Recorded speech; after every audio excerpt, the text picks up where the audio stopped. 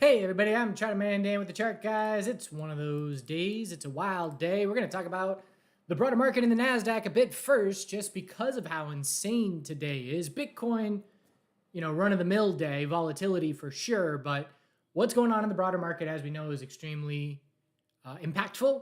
Turns out crypto was a laggard bear, held on extremely well Thursday and Friday, but if the broader market's not going to bottom, that's only going to hold out for so long, and rolled over with the futures open on Sunday. So the bears are continuing their control. So what's been happening in the NASDAQ? Obviously, the tariff headlines and a lot of back and forth. But the volatility today and the volume today is unlike anything I've ever seen. And we'll say 11 years of watching 99% of every trading day.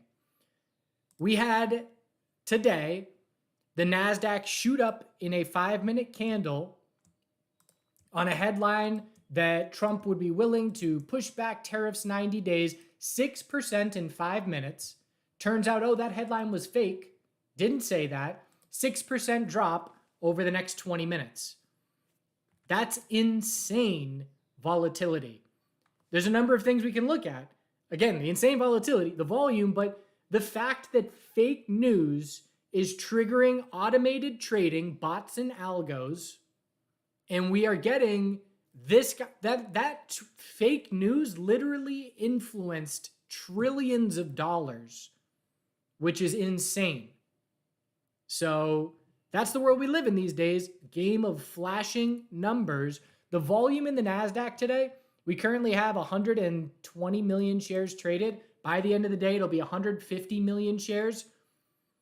It's going to be, if not the most dollar volume ever traded in the history of QQQ. Back in the .com bust, the highest volume day was 205 million shares traded at a price of $28.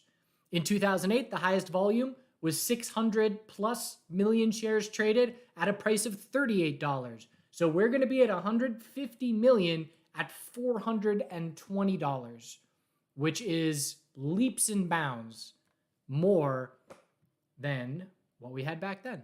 So monumental day. Who's winning? Well, we have a tightening range here that just tried to break bull and failed.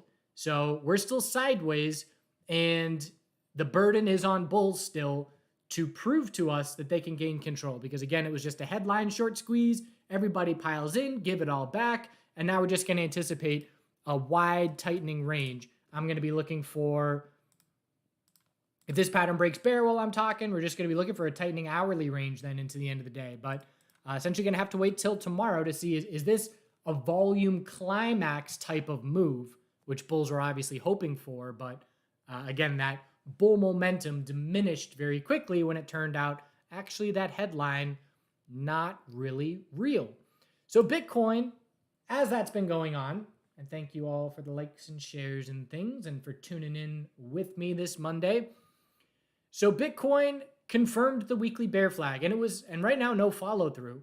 Again, if you bring me back to last Wednesday and you say, hey Dan, the NASDAQ's about to drop 15% in 3 trading days and Bitcoin's going to be trading at 77,000, I'd say that's a win. Bitcoin bulls are very pleased with that.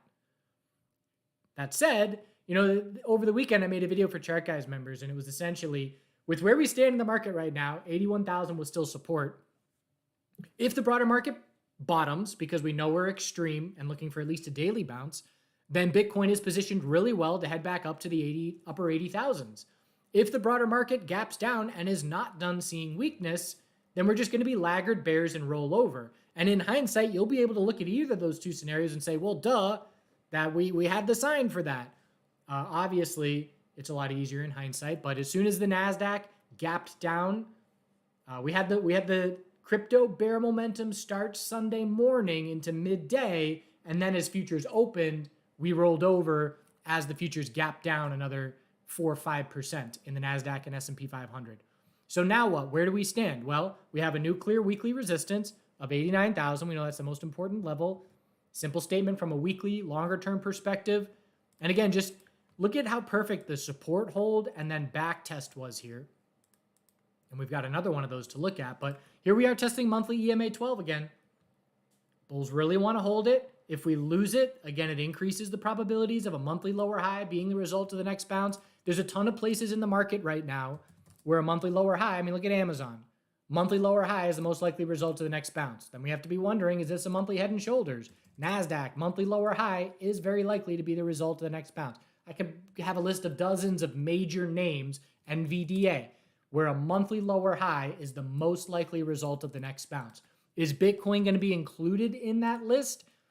Not ready to say so confidently yet, because the retracement size at this point, well, I mean, the retracement size getting down towards 60% definitely starts to shift that probability needle, increasing the probabilities of a monthly lower high. So again, just keeping in mind, Bitcoin from here can bounce 30% and still just form a monthly lower high. So we're going to have to take it one monthly candle at a time, but we are still looking for the higher low, which has not formed yet. I am watching these trend lines as a guide on Bitcoin. I'm not acting on them. I'm not placing any trades on them, but it's just a nice little visual guide that I like. So I'm going to continue to keep an eye on this. Bulls are hoping this is a falling wedge to shape up a monthly higher low, but again, I don't have high conviction. With where we stand in the short term, the 4 hour, we're looking for a lower high. Again, just look at, Bitcoin obviously reacted to the market shooting straight up on the fake headline, but look at the previous support, right? We know everybody's watching 81,000. Hold it, hold it, hold it. Look at where we topped out on that bounce. Bears are just waiting and saying, come on, bulls, come up here as extended as you can be on the 5, 15-minute short-term time frames, and we'll take it right off that previous support now resistance. And we ended up being, a 15-minute overbought back burner right into resistance. So a little confluence of signals. You're extended on short-term time frames, counter all longer-term trends into a clear previous support now resistance level. That was a gift for bears that were ready and waiting for that big fast move. So we now know 81,000 is the most important short-term resistance. 89,000 is the most important longer-term resistance. And at this point, we are just back testing the previous all-time high and trying to hold it as support. Remember the zone where we were just chopping around forever? So resistance, resistance, resistance, trying to hold it as support. So over the rest of April, bulls really hope that the mid to low 70,000 range continues to act as support to help these bulls form a monthly higher low. Dominance chart, is anything changing? No. All bulls still, weekly higher lows, lots of space for another weekly higher low. Okay, moving on, Bitcoin still in the lead, and it makes sense, things are dropping, altcoins are dropping faster. Over the Thursday and Friday, again, a lot of people pointing out the decoupling. I wasn't ready to say it's now a safe haven asset. I was ready to say, watch this relative strength. And the fact that altcoins were not dumping Thursday and Friday, I said, I'm paying attention to altcoins now more than I have in months. And then 2 days later, it was, Bitcoin was a 2-day safe haven. But 2 days later, we roll over double-digit % red in altcoins, and I say, okay, back to business as usual. So it's fine to make those observations. You don't want to be making bold statements like the Winklevoss twins saying that this is if you go look at their tweets and the timing of their tweets, it's a bit comical. But it's okay to say, I'm noticing something, I'm starting to pay attention, and then looking for further information, and then it doesn't pan out, okay, no harm. I'm not rushing in to market buy alts. I'm saying I'm paying attention to alt bulls for the first time in many months because of that relative strength. Then it disappears. All right, not interested anymore. But ETH, bear break to lower lows, weekly bear flag confirmed. One of the things that did help me on Sunday when I made the other video was, again, if I look at the charts in the context of the market as a whole, they stand out strong. If I look at the crypto charts, not thinking at all about the broader market, there's nothing for the bulls in the short term. It's a clear weekly bear flag. There's no sign of, daily resistances or weekly resistances breaking. So it's important to, take the blinders off and take it in context, but also view the chart for what it is by itself. And, ETH was the same thing. There hasn't been anything bullish on this ETH weekly chart in months. The entire year of 2025, nothing even close to being bullish on this weekly chart. Give me, if you're going to show me, if I'm going to see something bullish on this chart, you've got to give me a 50% bounce from the lows to create the space for a weekly higher low to then be the most likely scenario. And obviously we haven't come close to doing that in a while. It's just a clear daily downtrend.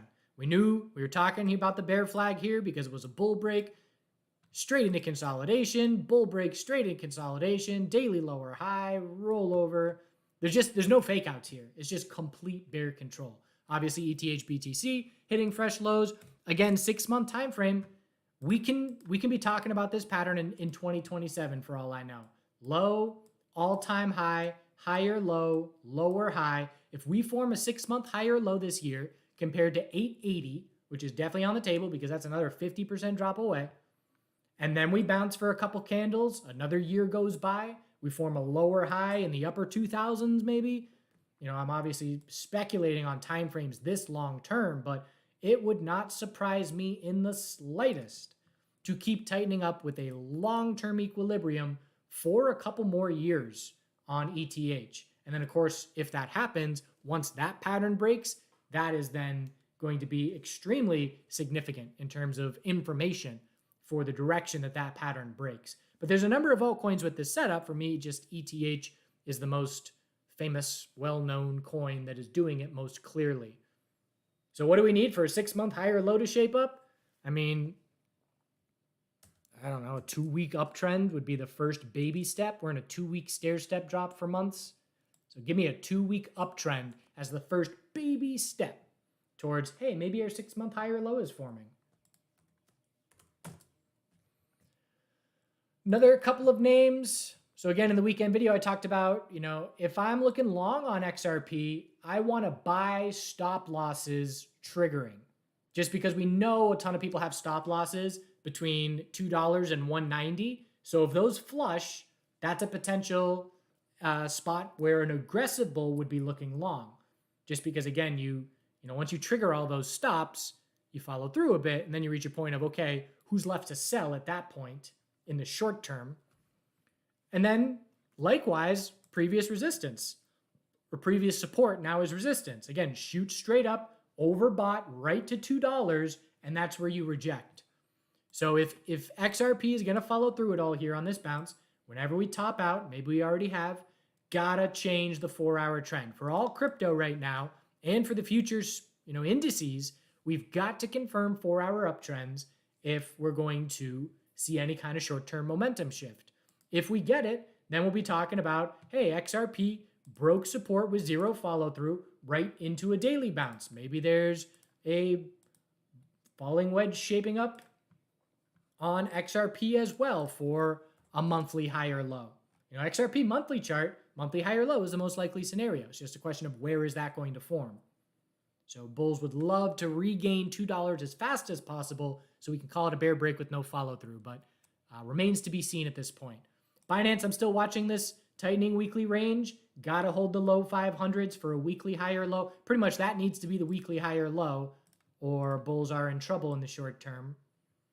And need to see the 4-hour trend change back to bulls whenever we top out. And then we'll look for that to potentially tighten up the weekly time frame. Couple other names that are standing out for relative strength. CRV. Why is it standing out? Well, we haven't confirmed the weekly bear flag. So Bitcoin and most altcoins confirmed the weekly bear flag. This name did not. It stands out for relative strength. TRX is another one. Love the equilibrium here. Just really clear. And again, relative strength, not breaking weekly support. Just look at how tight we are. Just sideways. Anything above 21 is another higher low. Decent bounce already. Got to confirm the 4-hour uptrend. But keep an eye on this tightening range. It's going to break here in April, very likely, and see a volatility spike in TRX. So again, there's few names that we can put on a bull list, but we want to be keeping an eye on those names for if and when the indices put in a fear bottom, which then we look for to then potentially see some confidence return to crypto and elsewhere. QQQ trying again to break this tight range bull. Bitcoin probably doing the same thing. Testing resistance. A little bit weaker on Bitcoin. How do we see that? Well, it's a sideways range, but we just broke to the bottom of that range 20 minutes ago when QQQ did not. So again, I'm always just picking out, people that trade crypto generally don't pay as much attention to relative strength and relative weakness. The good traders do, a lot of them. I just cannot stress enough how much of my trading is recognizing relative strength or weakness of an individual stock compared to the ETF related to that stock. And for, crypto, it would be an altcoin showing the relative strength to Bitcoin. I mean, we've obviously been talking about Bitcoin pairings and the need for that relative strength in bull markets and where to focus for a long time. But, I've traded Amazon long 2 days in a row now because of its relative strength. And it's been glaring both mornings in a row. And 2 really good days longing Amazon, even though the broader market still had weakness on Friday. Anyways, focus on that relative strength. You got your benchmark and you got the individual things you compare to the benchmark to give you information. I compare Bitcoin to the NASDAQ. I compare altcoins to Bitcoin. That's how I do things. All right, I'm reading the chat. It's back after being down last week. 74 likes. If we bump that up to 100, then we party.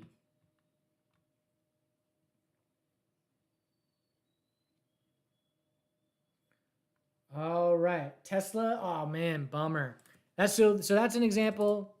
Tesla you had a buy order at 214. Supports 215. If I'm looking to buy down there, I'm going 215.01. The low was 215. The low pre-market 214. You got to skip the line if you want to be filled. There's bid support at support. You got to skip ahead of the line a little bit. 215.01, 216.01. You don't want to go behind support necessarily. I mean, it depends on the setup, right? Because XRP, you definitely do.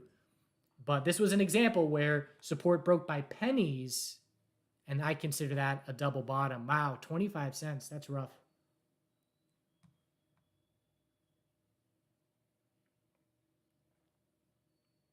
Yep, drew the falling wedge on Bitcoin, seeing the same thing. Again, I don't have high conviction. It is aligning. Whenever you're looking at a pattern, whether it's a head and shoulders, an inverse, a wedge, you want to have conviction in that pattern. You want the longer term time frame to align in that most likely scenario. If you're in a monthly, weekly, daily downtrend and you're forming a falling wedge, that pattern is way lower probability than if, say, we just broke out on the hourly. I'm looking for an hourly high or low. During hourly consolidation, it's the most likely scenario and going to form eventually, and you got a 5-minute falling wedge forming. That pattern has way higher conviction. So because we're looking for a monthly high or low on Bitcoin as the most likely scenario, that daily falling wedge does matter to me because it's a bullish pattern, a potential bullish pattern on a shorter term time frame that may shape up the longer term most likely scenario. So quick example from the stock world. Healthcare, I was looking for a right shoulder on the monthly time frame for a potential monthly head and shoulders. And we ended up forming a 2-day head and shoulders to shape up the monthly right shoulder. So this head and shoulders had higher conviction because the longer term monthly time frame aligned with it for the most likely scenario. Fake headline was Trump willing to push back tariffs 90 days or whatever.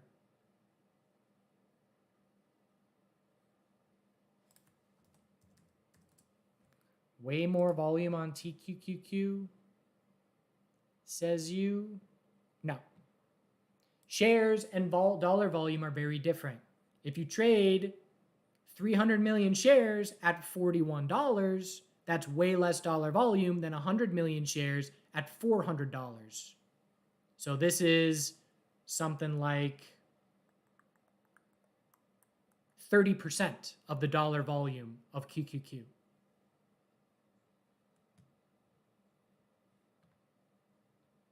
Way more shares traded, yes, but penny stocks trade hundreds of millions of shares. We don't say they have higher volume than Apple.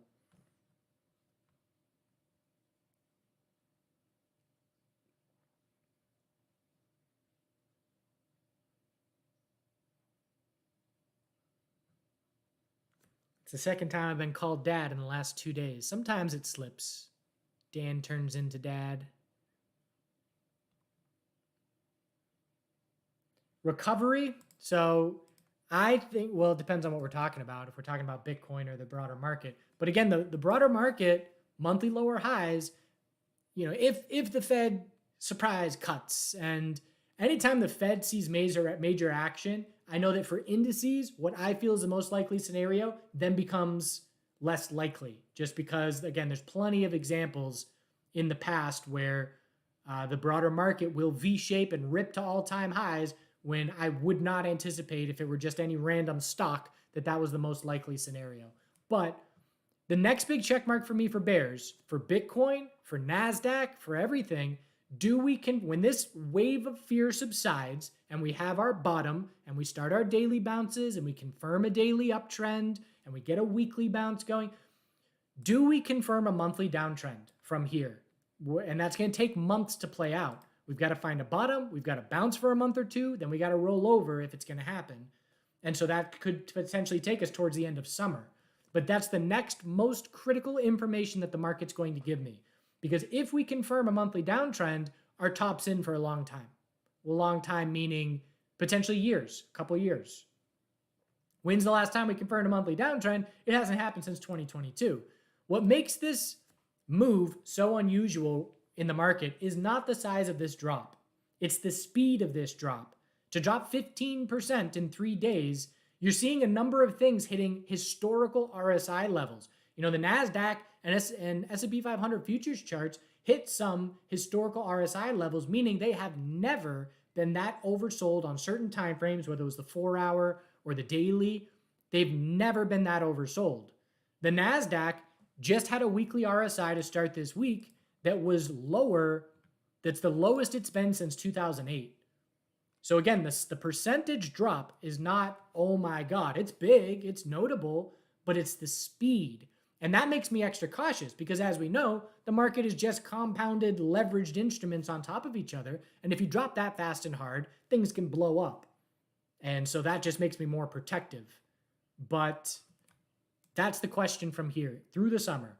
Do we confirm monthly downtrends, or is this one of those sucker punches where once you find a bottom and fear subsides a bit, that's the bottom? And, August was a good example of a sucker punch, but once that bottom's in, it's A-okay. We don't break it. This would be a monthly time frame where we're watching for that same thing. Once the bottom's in, is that it? And we, recover? Or do we confirm the monthly downtrend into potential yearly consolidation and say, hey, we might not see another all-time high for a couple years in the S&P 500 and the NASDAQ? So what do I think is most likely? I don't know. I do not know, and I'm taking it one day at a time, 1 week at a time. Certainly knew to be protective into euphoria. Take some off. Again, the reason I sold 20%, I wish it was more. The reason I sold 20% of Bitcoin that I've been holding for 7 years is the reasons listed: euphoria, Trump meme coin, the NASDAQ plus 116% in 2 years from the 2022. The signs were all there. They're obviously easier in hindsight. They're easier when you've gone through a number of cycles. If I sold twice as much, I'd be elated with how I did it.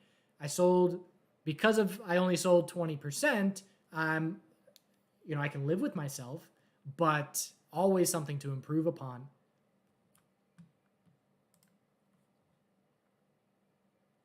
It's not an emergency Fed meeting going on today. It's a standard Fed meeting.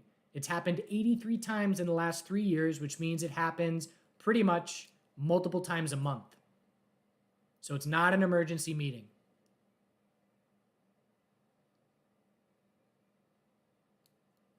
Being mostly cash, I've been mostly cash the majority of my trading career. The only time I wasn't mostly cash when I was all in market buying Bitcoin in 2017 with my trades. Because when we broke all-time highs in Bitcoin in 2017, you were going to get 10% of follow through. And market buying those breaks was just like, what is this free money machine? And I was using 95% of my net worth in one market order buy.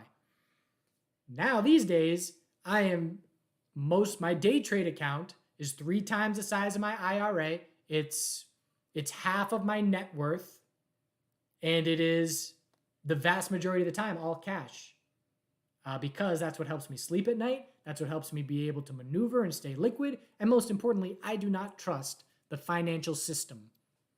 And so that's how I deal with it. But, when markets are ripping, I'm obviously leaving gains on the table, where if I were 80% allocated to the stock market or positions, I'd be making bank. But again, for me, it's the shift from aggressive to more conservative so that I always have cash for fear.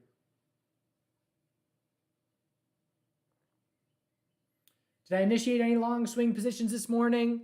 I did trade. I traded RGTI long and Amazon long. I have an Amazon swing from Friday. Its break even is down right about at the low of today, 161.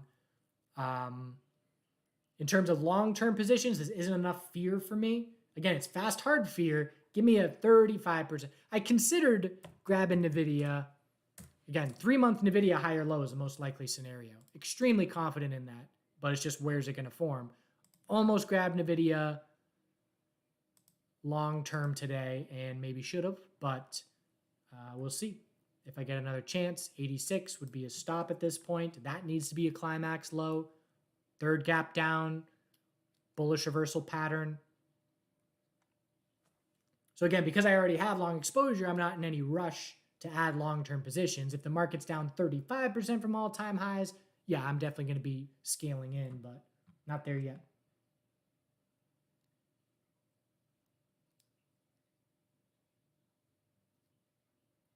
Bitcoin's been this oversold plenty. It's the NASDAQ. Again, it's the speed of the drop in the NASDAQ and S&P 500 that's unusual. Bitcoin's not even daily oversold. Bitcoin's nowhere near weekly oversold. So Bitcoin's not oversold at all. It's just the NASDAQ and S&P 500. And some individual names. Again, Amazon was a super stack.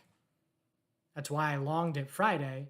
Relative strength was very clear to the NASDAQ, but it was also a super stack, daily fired right down at the low of pre-market. And so that told me into the open, hey, pay attention, we're at extremes. NASDAQ breaking a bit more bull here short term. Most likely scenario for me right now with this 15-minute bull break is now go to the hourly. And we're going to look for maybe a 30-minute. I'm going to look for an equilibrium on the longer term time frames. So, if we fail 429.63, then we're just going to tighten up within this range into the end of the day. It's such a wide range. I'm very confident, unless who knows the headline drop, but very confident that we can easily just trade within this very wide range into the afternoon and into the close. Is Bitcoin responding? It's a little relative weakness. Again, QQQ just hit highest level in 2 hours. Bitcoin, if we were doing the same, we'd be over 79.80 right now, and we're not.